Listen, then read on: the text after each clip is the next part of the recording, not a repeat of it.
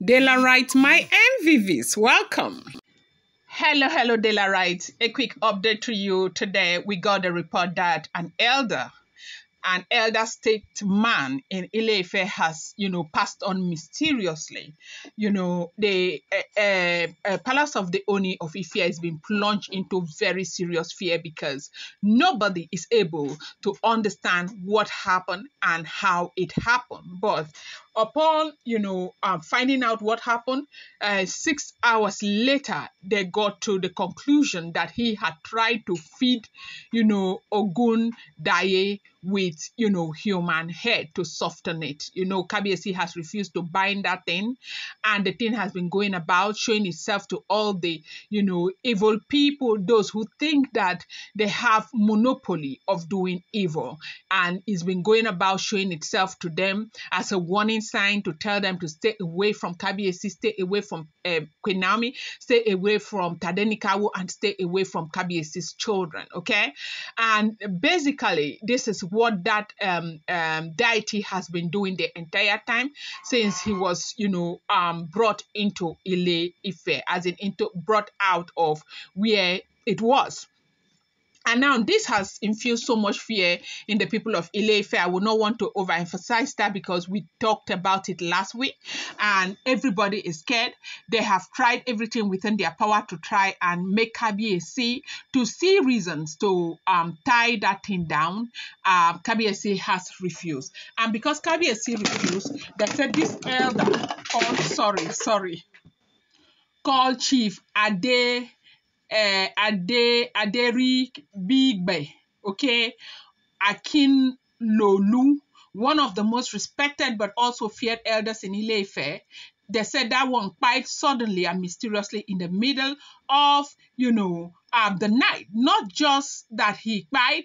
What shocked the entire palace and the community was that it was the way it happened.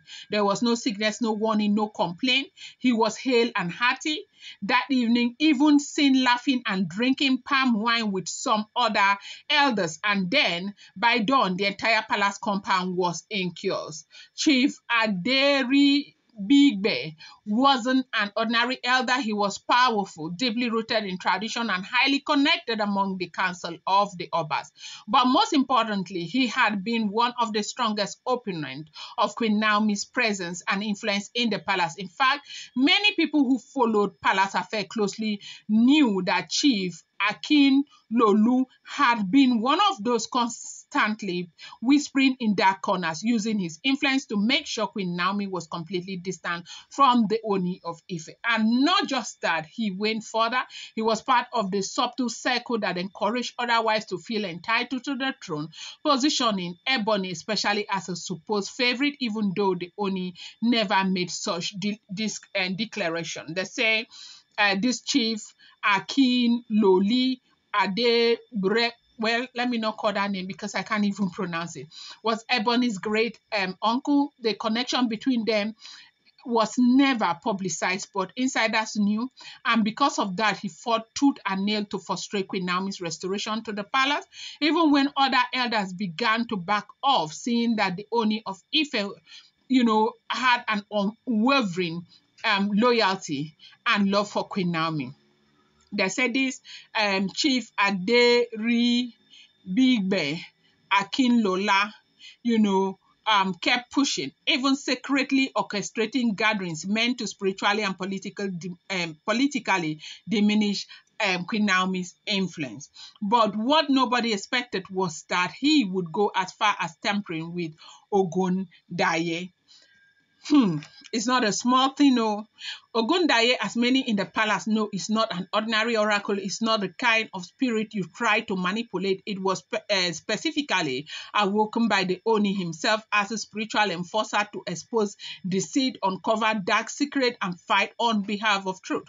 When Queen Naomi was constantly being spiritually attacked and emotionally destabilized, the Ooni of Ife reportedly invoked Ògúnjáyé to watch over her even outside the palace. That's how sacred and fearsome this oracle is. It's not a deity you feed or beg. It's a force of justice. Once released, it does not hear lies and does not burn. Now, according to findings from a few trusted inner circle member right now that came out, this thing happened since last night, but they were not able to find out. The entire day I've been waiting to get update on what the findings were. I just got that update that the information just came out that Chief Akin Lolu went into a private chamber where one of the hidden shrines of Ògúnjáyé reside. He reportedly had with him a strange mixture of items, blood, cowries, feathers, but most shocking was that he brought, strands of human hair. The belief in some ancient circle is that human hair, especially from a young maiden, can soften or appease, certain oracles temporarily. What Akin Lola was trying to do allegedly was to calm Ògúnjáyé down, to convince the oracle to stop fighting for Queen Naomi and to, turn its gaze away from those who had been against her. He wasn't trying to feed the oracle out of respect. He was trying to suppress it, and that was his last mistake. The spiritual reaction, they said, was instant. A loud crack was heard from the room. He locked himself in. People initially thought it was a fallen roof tile, but when they found him, he was on the floor, foaming from the mouth, eyes wide open in terror, his hands still clutching the strands of hair.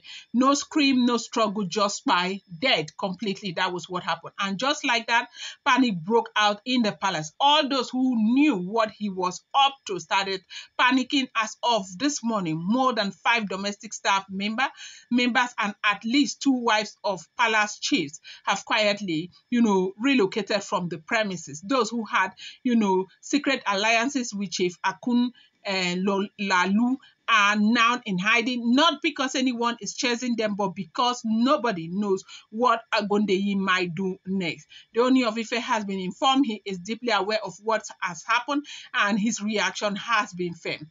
He has reportedly told the remaining elders that as long as they do not leave Queen Naomi alone, they will never know peace. That those who have sworn to keep tampering or tormenting her will keep meeting fire, not from man, but from the very spirit they pretend to serve. He has warned them that Ògúnjáyé cannot be manipulated, cannot be bribed, and he will never blind or silence it. And they said the palace elders are so afraid right now, not knowing what to do. Several of them, especially those who were previously neutral, are now distancing themselves from, a lot of people, especially anti-Naomi faction, even the ones bold and outspoken wife. All the wives, people like the Ebony and all of that, everybody is quiet, not knowing what to do. Ògúnjáyé has, decided to strike one down. So many others will go if they are not careful. Kabiyesi made it very clear to them. I'm going to bring you more update by tomorrow. I appreciate you. Have a lot of update tomorrow. Appreciate you. I love you, Dela Right. Thank you so much. Appreciate you. Love you.